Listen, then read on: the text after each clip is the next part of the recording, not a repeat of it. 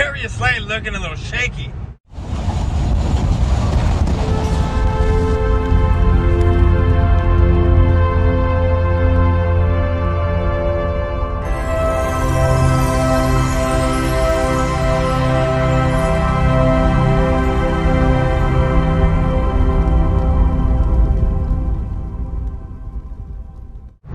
What's going on YouTube? It's your man Boys for Life coming at you with another video.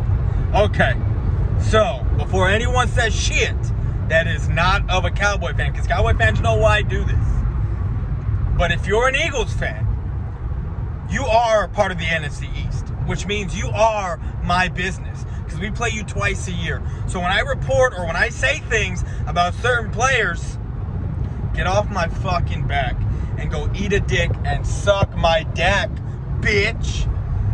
Because any player that is in the NFC East is my fucking business. So anyway, let's get to the video.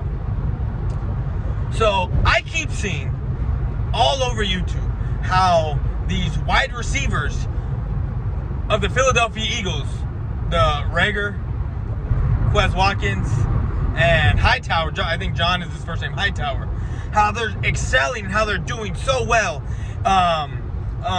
in training camp, and they're just so amazing, and they're excelling, and this, that, and the third.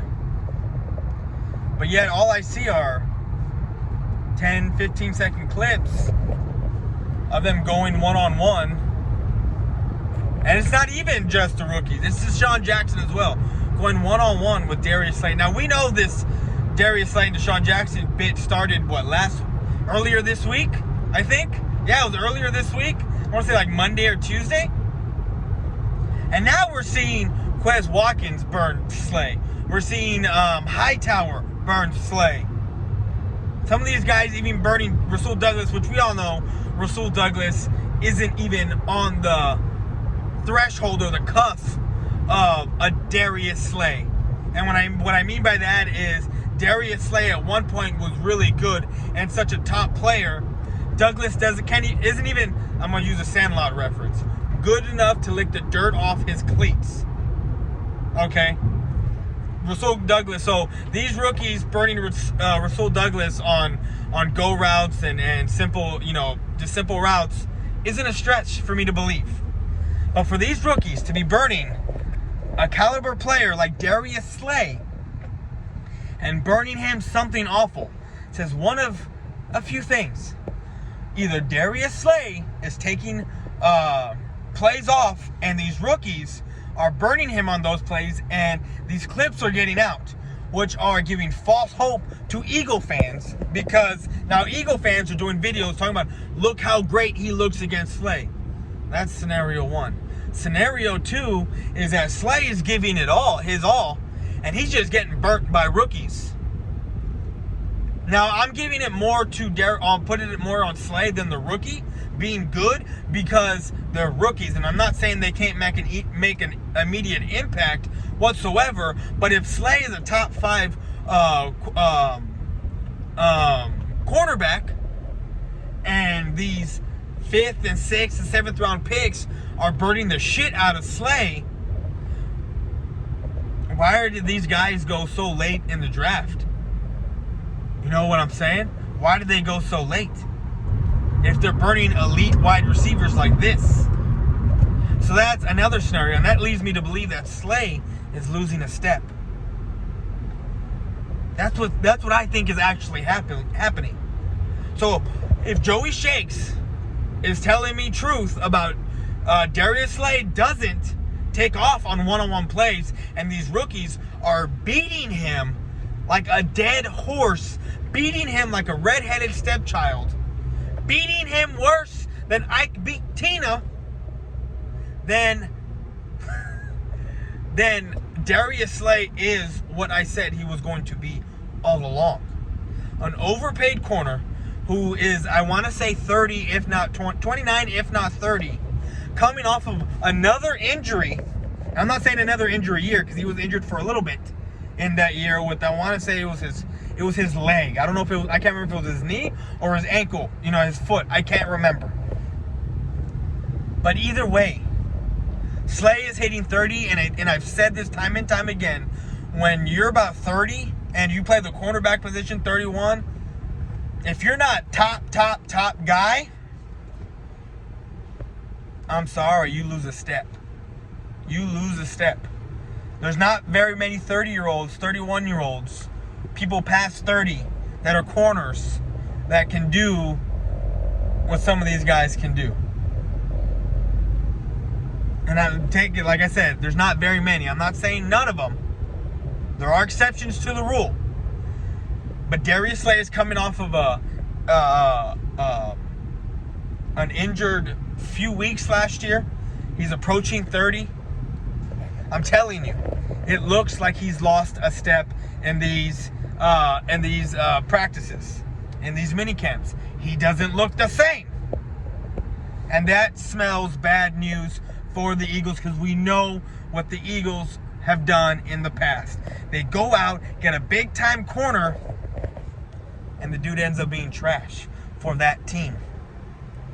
Now, the only thing that the Eagle fans are taking away from any of this, when it comes to us being Cowboy fans, is that, well, he's going to lock up Amari Cooper. That's fine. He can lock up Amari Cooper. CD still has to be out there. You still got to lock up Gallup, which no, because let's face it, last year, Gallup worked Slay. Let's face it, when Cooper was going against Slay, he needed safety help over the top. Come on. Come on. You're not going to be able to stop Zeke. I'm not even going to mention CeeDee Lamb because he is a rookie and we don't know what he can or can't do yet because games haven't been played. The way the Eagle fans are going at these wide receivers, or talking about these wide receivers, is that they're already basically putting them in Rookie of the Year stat. I will not be surprised if one of these rookies has a couple of good games, they end up with 500-600 yards total for the season in receiving, and they're not, Eagle fans are talking shit because they should be Rookie of the Year. I will not be surprised if that happens, because it happens all the fucking time. All the fucking time with these Eagle fans. Let's face it, last year, they were talking mad shit.